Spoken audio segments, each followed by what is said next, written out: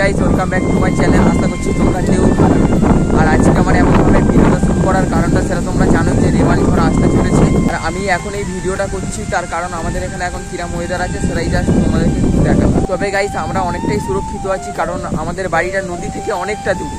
আর যারা নদীর পাশে আছে তাদের অবস্থাটা একবার ভাবো যে কি হচ্ছে।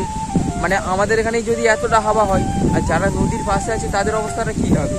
আর নদীর পাশে থাকা তো অনেক বিপদ আছে। ধরো নদী থেকে জল বেরিয়ে আসবে, নদীর বাঁধ ভেঙে যাওয়াই, লোকের ঘর বাড়ি ভেসে যাওয়া, আরও নানান রকম আছে। তবে গাইস, আমার তরফ থেকে তোমাদেরকে একটাই কথা বলার আছে, যাদের বাড়ি নদীর পাশে বা যারা নদীর পাশে থাকবে তারা সবাই সাবধানে থাকবে, সুস্থ থাকবে। অ্যান্ড প্রয়োজনে তোমাদের বাড়ির পাশে যদি কোনো ভালো স্কুল থাকে, সেই সব স্কুল বাড়ি থাকে বা সরকারি স্কুল, সেইখানে গিয়ে তোমরা আশ্রয় নেবে। আর আজকের এই ভিডিওটা করার একটাই কারণ, আমাদের এখানে এখন কিরাম ওয়েদার আছে সেটাই তোমাদের সামনে তুলে ধরলাম। আর ভালো থাকবে, সুস্থ থাকবে, ভিডিওটা কিছু বড় করলাম না। এখনের জন্য টাটা, বাই বাই। আর দেখা হচ্ছে তোমাদের সঙ্গে কোনো নেক্সট ভিডিওতে।